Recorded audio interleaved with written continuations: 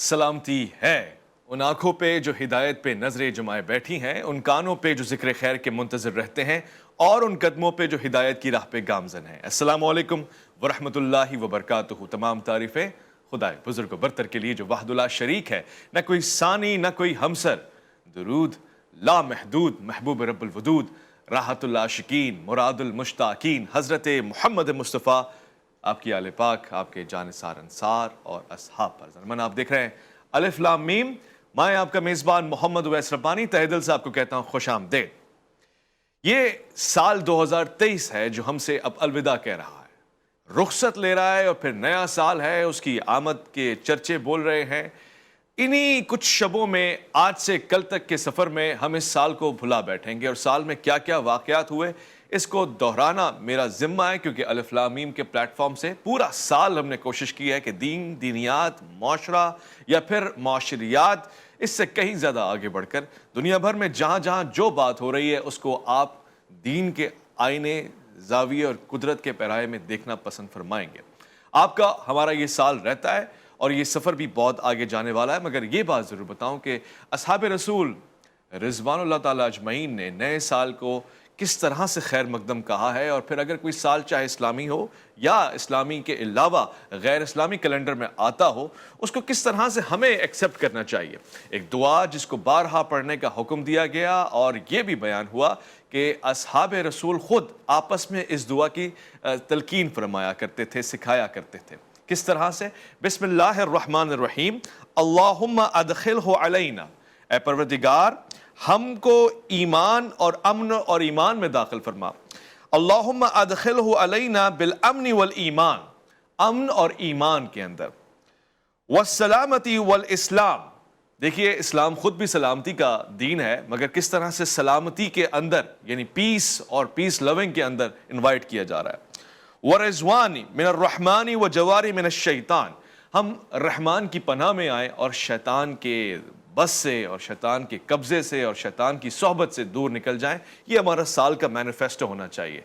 लिहाजा इस दुआ की तालीम हमने आप तक नशर की है। हम चलते हैं साल 2023 की उन खबरों के ऊपर जिनके दो ही हिस्से होते हैं, और हमेशा मैं आपको बताता हूं कि पूरे साल के इस राउंड अप में हम एक तो वर्ल्ड वाइड देखते हैं कि दुनिया भर में क्या हुआ, इस्लामी गैर इस्लामी ममालिक में क्या हुआ, और फिर हमारे खित्ते और इस अजीम सल्तनत मुमलिकत रियासत मदीना का एक अलमदार, और फिर ख़ास तौर से पाकिस्तान के ज़ाविये में क्या हुआ, पाकिस्तान की क्या खबर रही सबसे ऊला और सबसे आला। सबसे पहले 2023 का आगाज़ जनवरी के उस एक ख़बर के साथ हुआ कि जब क्रोएशिया ने ज्वाइन कर लिया यूरोप जोन को, तो वो फिर यूरोप के हिस्से में आ गया, और ये लास्ट 2015 में हुआ था जब लिथुआनिया ने इस 2015 को यानी 2015 में से ज्वाइन किया था। अब ये कंट्री भी यूरोप में शामिल होता है, इसकी करेंसी भी यूरो है और इसके तमाम मामलात यूरो जोन में ही काउंट होते हैं। अगर आप शेंगन वीज़ा लेते हैं तो आप इसमें भी जा सकते हैं। टोटल 27 कंट्रीज़ हैं जो अब इसके अंडर आते हैं। हम आगे जाएंगे और इसके साथ साथ सेकंड बड़ी खबर जो अब पूरे साल 2023 में हम आगे बढ़ेंगे तो हमें याद रहेगी कि यूएस कंट्री में यानी यूनाइटेड स्टेट्स ऑफ अमेरिका में कुछ इस तरह की मखलूक़ात देखी गई कि जिनको आइडेंटिफाई नहीं किया जा सका ये एलियंस हैं कि नहीं है। ये सब कुछ ऑन कैमरा रिकॉर्ड रहा, इस पे प्रोग्राम्स भी हुए, और ये पहली मरतबा 3 फरवरी को हुआ जब इस पे हमला भी किया गया, अटैक भी किया गया कि किसको एलियन कंसिडर करते हुए कैसे काउंटर किया जाए, मगर अब तक ताहाल कोई ऐसी खबर नहीं। ऐसी चीज़ों को यूएफओज कहते हैं, और ये अब तक यूएफओज ही हैं क्योंकि ये अनआइडेंटिफाइड हैं।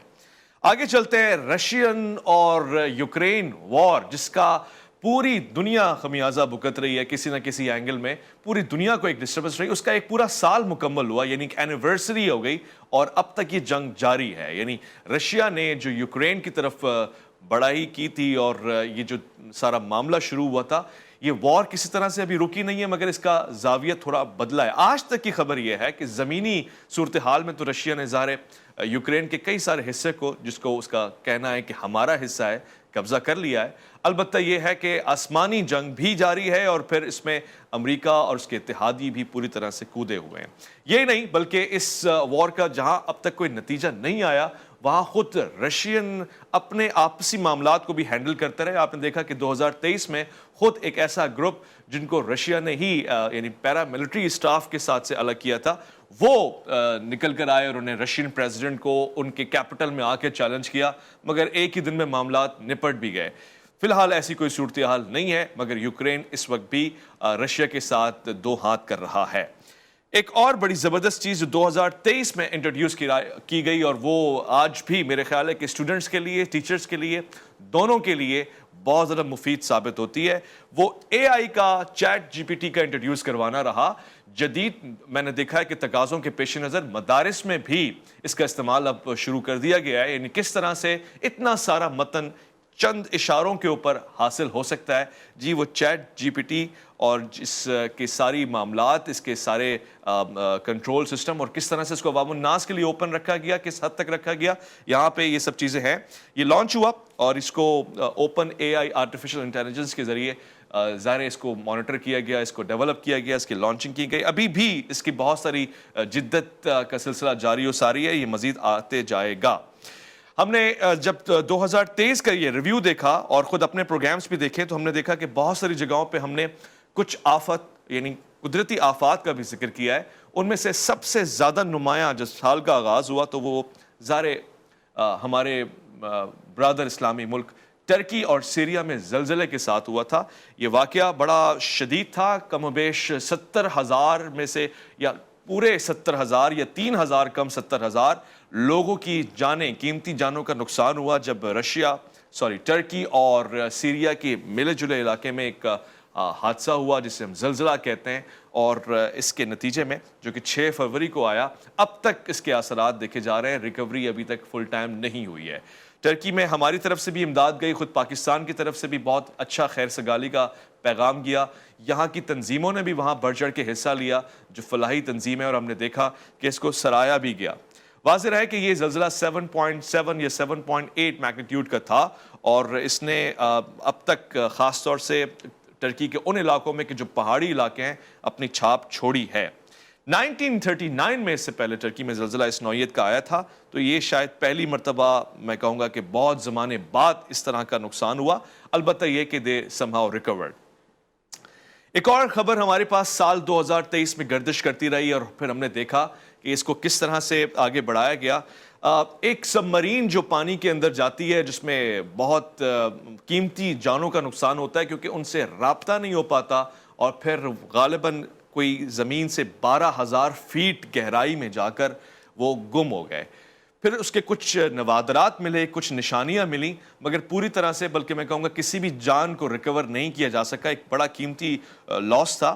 اور میرا خیال ہے کہ جب ہم ٹائٹینک کی بات کرتے ہیں تو اس کے بعد یہ کوئی اس نوعیت کا ایسا حادثہ تھا کہ جس کو گلوبل انفارمیشن یا گلوبل نیٹ ورک ملا, ہر جگہ بات گئی, سب ٹاپکس پہ ڈسکس بھی ہوئے, تمام چینلز نے ان کو کور بھی کیا, مگر تاحال کچھ بھی نہیں ہو سکا. یہ جون 18 کا سلسلہ, اور اب تک ہمارے پاس صرف یہی ہے التوا کہ یہ قیمتی جانیں چلے گئیں. دوبارہ جانے کی اب تک کسی کی ہمت بھی نہیں ہوئی, اور اس طرح کے سلسلے بہت زیادہ رسکی قرار دیے گئے ہیں.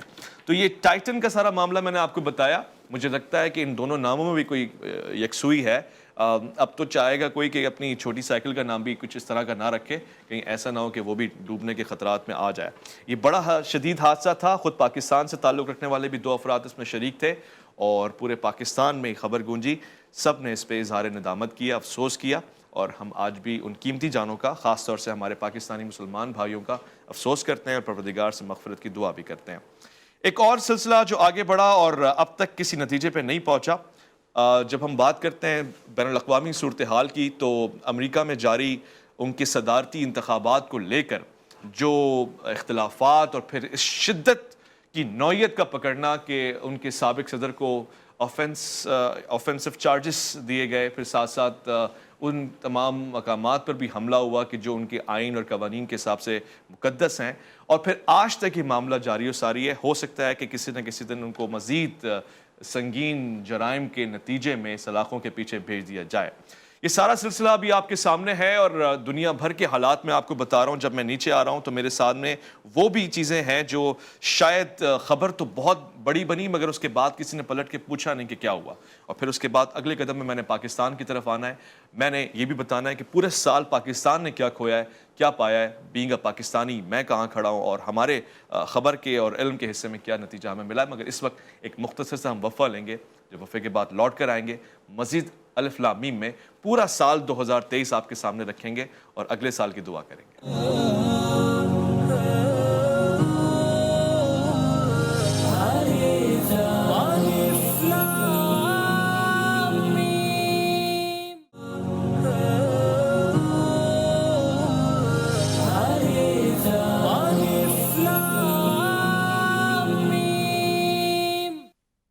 خوش آمدید. الف لام میم میں سال 2023 کا ریویو جاری ہے اور آپ دیکھ رہے ہیں کہ بین الاقوامی سطح کے اوپر جو بھی حالات, حادثات, آفتیں اور جو علام آئے ان سب کو ہم نے آپ کے سامنے رکھا.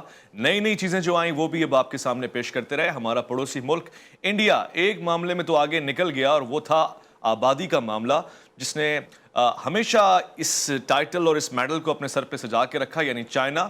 اب انڈیا نے اس کو پیچھے چھوڑ دیا آبادی کے اوپر. ہاں 2023 کا اختتام ہوگا تو 2024 کا نیا سورج یہ خبر لے کر آیا کہ چائنا اب آبادی کے معاملے میں انڈیا سے پیچھے ہو گیا ہے.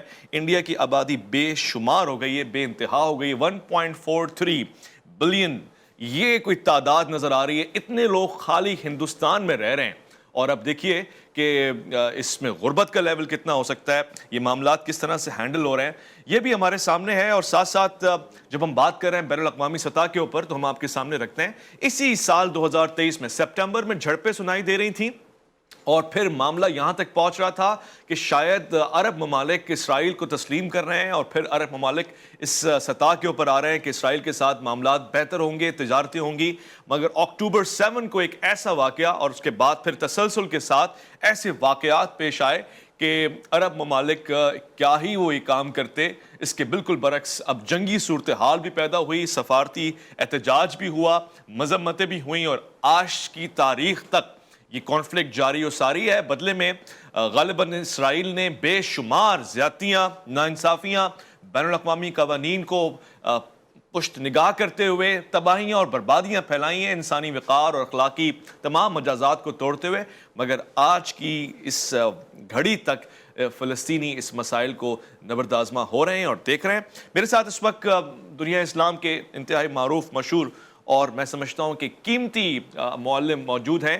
آپ اسلامی نظریاتی کونسل کے ممبر بھی ہیں اور خود مدیر اعلیٰ بھی ہیں جامعۃ الصفا کے. میں مفتی زبیر صاحب کو خوش آمدید کرنا چاہتا ہوں.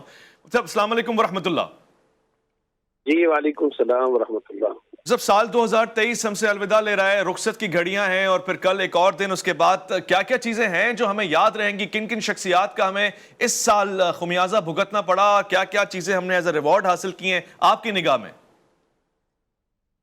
دیکھیں سن 2023 کے اندر کئی اہم ترین واقعات پیش آئے اور اس کے دو پہلوؤں کے حساب سے ہم بات کر سکتے ہیں. ایک تو پاکستان وطن عزیز مملکت خداداد, یہاں پیش آنے والے واقعات, اور دوسرا عالم اسلام کی نگاہ سے اور نظر سے اگر ہم دیکھیں جی. پاکستان میں حکومت کا خاتمہ ہوا ایک کا, اور سیاسی اور معاشی عدم استحکام بہرحال یہ آیا. اور ایک وقت تو ایسا آیا کہ سچی بات یہ کہ تمام بصیرت پاکستانی بڑے پریشان تھے کہ یہ آوازیں آ رہی تھیں کہ شاید دیوالیہ نکلنے والا ہے, شاید اللہ بچائے کوئی سری لنکا والی صورتحال پیدا ہونے والی ہے, اور اس طرح کی باتیں سامنے آنا شروع ہو گئی. یہ ایک صورت تھی جس کی وجہ سے بڑی ٹینشن اور پریشانی تھی. لیکن میں سمجھتا ہوں کہ اس سلسلے میں پاکستان نے اور خاص طور پر پاکستان کی فوجی قیادت نے بڑی ذمہ داری کا مظاہرہ کیا. خود آرمی چیف نے تاجروں سے ملاقاتیں کی, اسمگلنگ کا خاتمہ ہوا, ڈالر نیچے آیا, اس وقت ڈالر اپنی فطری ساخت پر چل رہا ہے, اور پھر ساتھ ساتھ تاجروں سے ملاقاتیں کی اور پاکستان کے اندر اعتماد بحال کیا. اسٹاک ایکسچینج کے لوگوں سے ملاقاتیں ہوئیں اور اس کا نتیجہ یہ ہوا کہ وہ جو باتیں چل رہی تھی کہ پاکستان کا معاشیات دیوالیہ نکلنے والا ہے, بینک کرپٹ ہونے والا ہے وغیرہ وغیرہ, ان کام ہوا.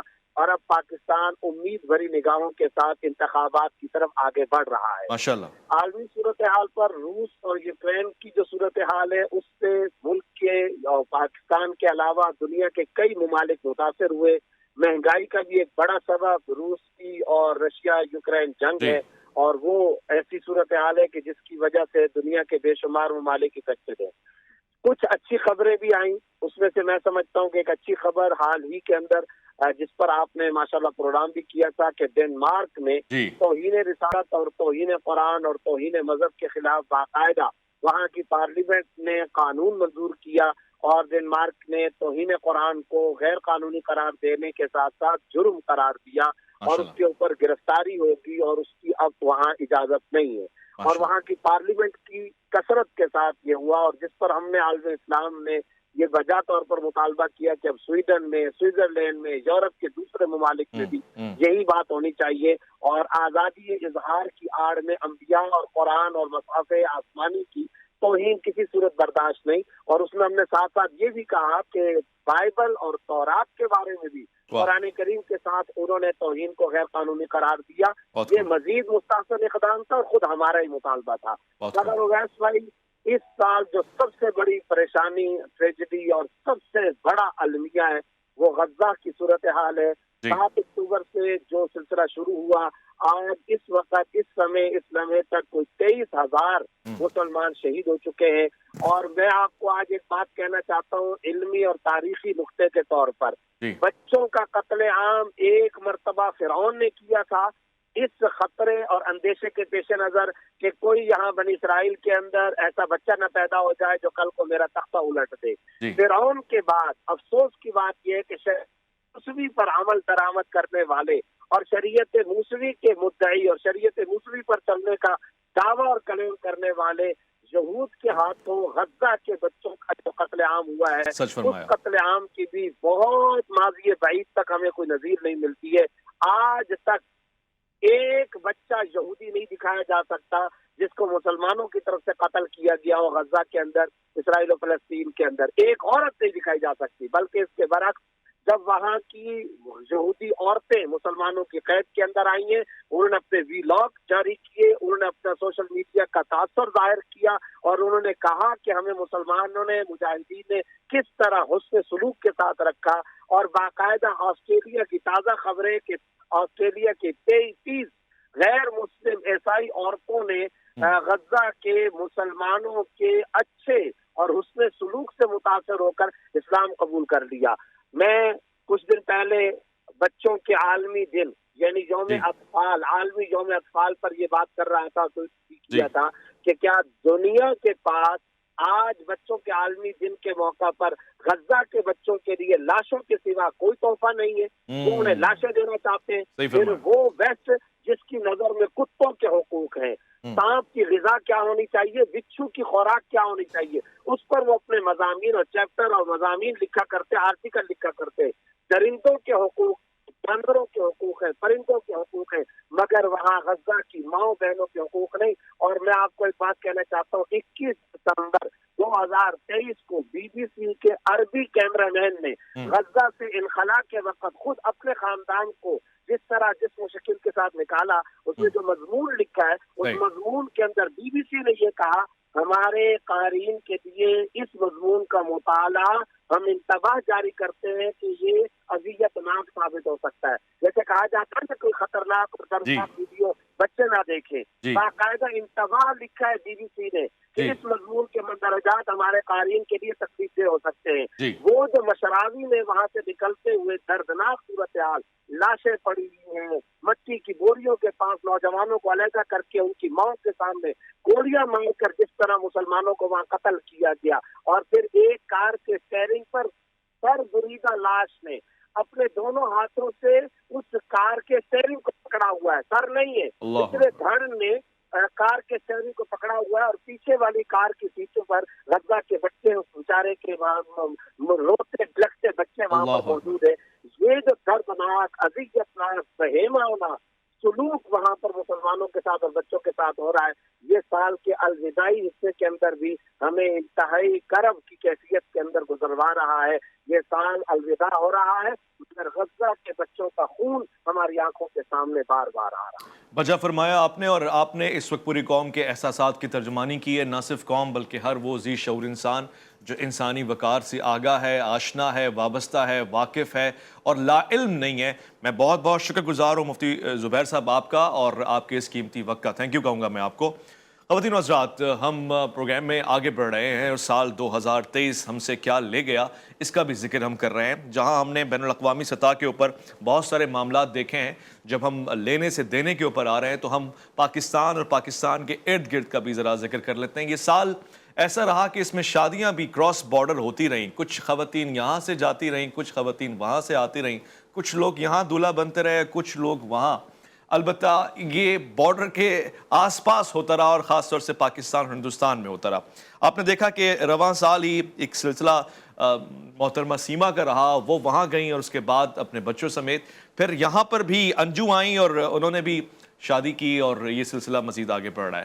تو اس سے ایک اور بات پتہ لگتی ہے کہ تضاد ایک طرف، اختلافات ایک طرف، کراس بارڈر کانفلکٹ ایک طرف، مگر پیار کرنے والے اپنی دھن میں مست رہے اور یہ سال بھی ان کے نام رہا۔ ایک اور سلسلہ جو پورے سال رواں رہا اور وہ ہمیشہ سے امپورٹنٹ رہتا ہے جب ہم کھیل کود کی بات کرتے ہیں، باوجود اس کے کہ اس وقت یہ کانفلکٹ چل رہا تھا آکوپائڈ پیلسٹائن کا۔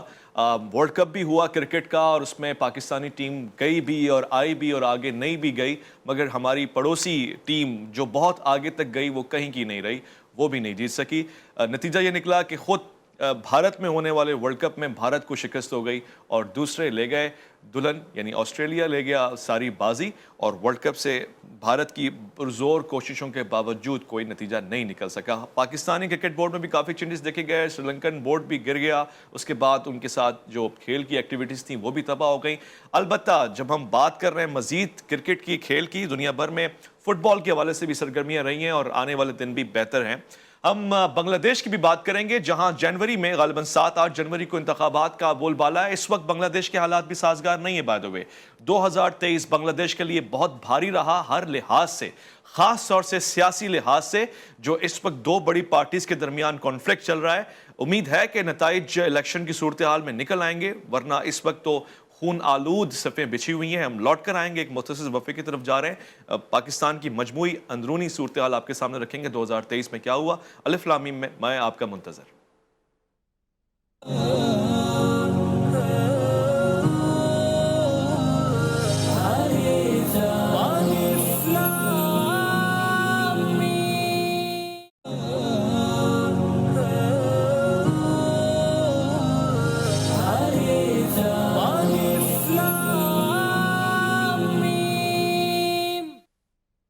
خواتین حضرات، خوش آمدید۔ سال 2024 بھی آپ سے یہی کہہ رہا ہے، خوش آمدید۔ خوشیاں لے کر آئیں، دکھوں کو بھلا کر آئیں۔ ایک ہی غم کے اوپر آپ بار بار کتنی مرتبہ شکلیں بنائیں گے، افسوس کرنا چھوڑ دیں۔ اور جس طرح سے آپ ایک جوک کے اوپر ایک ہی دفعہ ہنستے ہیں، ایسے ہی ایک دکھ کو ایک ہی دفعہ سے فارغ کر کے آگے بڑھیں۔ 2023 میں وہ غم نہ لے کے جائیں جو 2024 بھی خراب کرنے کی بھرپور تیاری کر کے بیٹھے ہوئے ہیں۔ ایک بات ساتھ ساتھ جب ہم پاکستان کی بات کر رہے ہیں، 2023 میں پاکستان میں کیا کیا ہوا، دیکھیں سب سے پہلے تو مفتی صاحب نے اس بات کا ظاہر اپنے بیان میں ہی انٹیمیشن دے دیا کہ یہ سال بڑا مشکل تھا۔ آغاز میں ہی، جنوری میں ہی ہمیں یہ بتایا گیا کہ اللہ نہ کرے معاذ اللہ خاکم بدن پاکستان دیوالیے کی طرف جا رہا ہے، مگر الحمدللہ ہم دسمبر میں آئے اور ایسی کوئی سچویشن نہیں ہے۔ ان دیوانوں سے اگر میں پوچھوں کہ آپ نے یہ خبریں کیوں پھیلائی تھیں اور کس وثوق کے اوپر، کس کی صداقت کے اوپر آپ نے یہ سارا کچھ کہا، تو آج وہ بھی شرمندگی سے، ندامت سے آنکھیں جھکا لیں گے اور کہیں گے خبریں ہی ہیں۔ ہم یہی کہتے ہیں کہ خبروں میں اور علم میں بڑا فرق ہوتا ہے۔